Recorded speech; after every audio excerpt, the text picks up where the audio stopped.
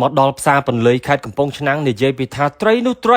ីអសតត្រីមែនតើណាបងប្អូនហើយមានទាំងធំមានទាំងតូចនៅក្នុងរដូវកាលខែនេះត្រីត្រូវដូចជាអត់មានអីចម្លែកទេក៏ប៉ុន្តែអ្វីដែលគួរឲ្យចាប់អារម្មណ៍ណាបងប្អូនតំបន់ផ្សេងគេត្រូវត្រីតូចសម្រាប់ធ្វើត្រីឆ្អើរត្រីអីចឹងណាក៏ប៉ុន្តែផ្សារពន្លៃខេត្តកំពង់ឆ្នាំងនេះសតតែខ្នាតត្រីធំត្រីគ្រប់ប្រភេទត្រីទន្លេធម្មជាតិស្អីក៏មានដែរមកប្រមូលផ្ដុំទីនេះអស់ហើយត្រីឆ្ពិនត្រីរៀលត្រីកែងសណ្ដាយខ្លាំងហាយមកខ្ទេចមកខ្ទីបងប្អូនរកបានធំល្អណាស់ស្ដាយបងប្អូនបើសិនជាដាក់មករស់លោតផ្លោតណាមិនដឹងជាល្អយ៉ាងណាទេដោយសារតែត្រូវរកពីទន្លេពីស្ទឹងបឹងបួផ្សេងមកដល់ទីនេះវាឆ្ងាយគួរសមដែរឲ្យតែព្រឹកព្រលឹមត្រីមកដល់គោចាក់គោតែម្ដងណាហើយមើលមុខសទ្ធិត្រីបងប្អូនថាលេងបងប្អូនប្រអាប់គាត់លេងទៅចោះ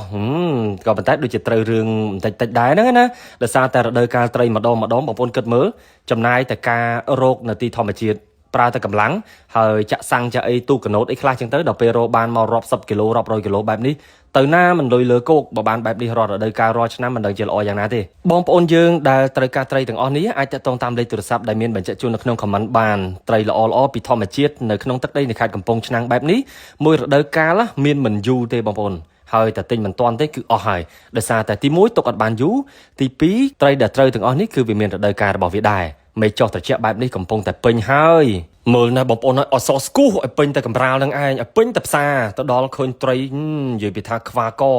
ម៉ូតអីក៏មានម៉ាកអីក៏មានដែរនេះ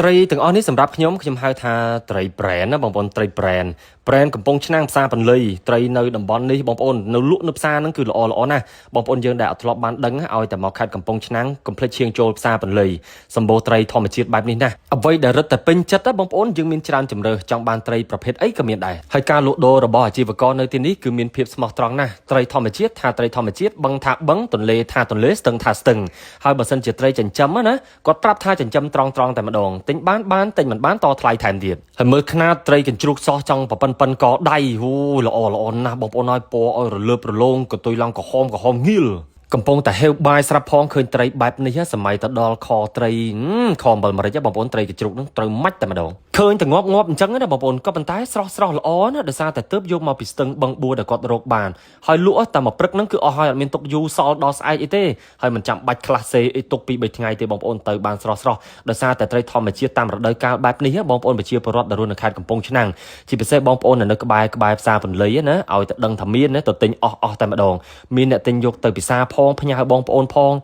ពេលខ្លះក៏ទិញយកទៅធ្វើត្រីងៀតត្រីឆ្អើរអញ្ចឹងទៅផ្ញើទៅដល់ក្រៅប្រទេសឯណោះអ្នកណាមិនល្បីបងប្អូនអើយត្រីងៀតខេត្តកំពង់ឆ្នាំងនោះសូម្បីតែត្រីឆ្អើរហ្នឹងក៏សម្បូរបែបហើយបើត្រីធម្មជាតិបែបនេះមកដល់ផ្សារពន្លៃគឺមិនចេះខ្វះតែម្ដងមើលខ្នាតដែរបងប្អូននិយាយទៅខែនេះត្រីអីក៏ធំដែរអាចនិយាយបានថាវាពេញរដូវចំពេញវាតែម្ដងណាពេញលូតលាស់ហើយនេះម៉ែអើយត្រីរៀលប៉ុនកដៃពី3ធ្នាប់ដៃឯណោះហើយចូលតម្រាំត្រីផ្សេងទៀតលោកហើយមីងក៏សប្បាយទិញដែរម្នាក់5គីឡូ10គីឡូពេលខ្លះហ្នឹងឲ្យអ្នកលក់ធ្វើឲ្យស្អាតហើយបានគាត់យកទៅធ្វើម្ហូបភ្លាមតែម្ដងឬក៏ពេលខ្លះគាត់ទិញមកគេអត់ទាន់ធ្វើស្អាតណាអាហ្នឹងរៀងធូរថ្លៃជាងនឹងបន្តិចយកទៅធ្វើខ្លួនឯងនិយាយពីថាប្រហុកក៏ត្រូវឆ្អើក៏ត្រូវយកធ្វើម្ហូបក៏ឆ្ងាញ់អស់តោះតែម្ដងនេះសម្រាប់បងប្អូនយើងដែលចូលចិត្តពិសាត្រីធម្មជាតិជាពិសេសត្រីធំត្រីតូចក្តីក៏ដោយឬក៏ប្រហុកផ្អកអីហ្នឹងអាចមករកនៅផ្សារពន្លៃមិនចេះខ្វះទេបងប្អូនឬក៏អាចតាក់ទងតាមលេខទូរស័ព្ទនៅក្នុង comment បន្ថែមក៏បានដែរអូយមកដល់ទីនេះស្អីក៏ម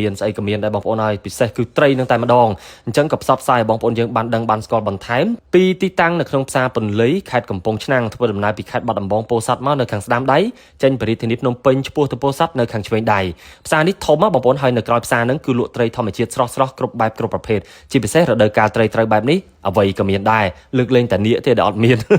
នហើយបន្លែបង្ការក៏ប្លែកដែរបងប្អូនដែរឃើញអត់នេះមើលណាមិនដឹងជាស្អីទៅស្អីខ្លះទេអ្វីក៏មានដូចខ្ញុំថាដដែលអញ្ចឹងបងប្អូនបើបន្លែវិញសពគ្រប់បែបយ៉ាង1000មុខដល់ពេលមកដល់ឃើញបែបហ្នឹងទៅដឹងថាអាជីវកររបស់យើងបងប្អូនលក់ត្រីក្តីបន្លែក្តីសិតតែមុខរបរកើបលុយដែរនេះ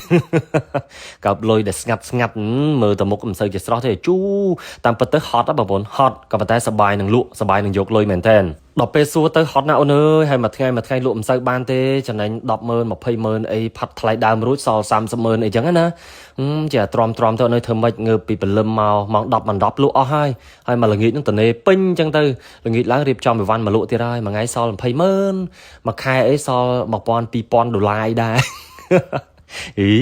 mìnhប្រសពនិយាយមែនតើតោះបងប្អូនទាញទូរស័ព្ទមកកំងនៅត្រីធម្មជាតិស្រស់ទាំងអស់នេះមានទាំងធំទាំងតូចច្រើនណាស់អត់ទាន់អស់ទេនៅរយៈពេលខ្លីខាងមុខនេះក៏នៅតែសម្បូរដែរតែបើទិញអត់ទាន់ផុតរដូវនៅមានដែរក៏ប៉ុន្តែច្រើនប្រភេទគ្រប់មុខក៏ដូចជាទំហំធំតូចគ្រប់បែបយ៉ាងបែបនេះក៏កម្រនឹងបានជួបប្រទះកម្រនឹងមានដែរតទៅដល់រដូវកាលអញ្ចឹងរស់រានឡើងប្រយ័ត្នអត់ទាន់ខ្ញុំមើលត្រីឆ្លាំងហើយបងប្អូនម៉ែអើយនិយាយពីថាពេញខ្នាតអស់តោះហើយនេះយកតាណាអស់ទាំងគោអានេះបើថាស្ទូចអីបងប្អូនកន្លះម៉ោងអីបាន20គីឡូហើយអត់បាត់ទេនេះអរគុណបងប្អូនសម្រាប់ការតាមដានទស្សនាវីដេអូនេះតាំងពីដើមរហូតដល់ចប់ជួបគ្នានៅវីដេអូបន្តទៀតជម្រាបលា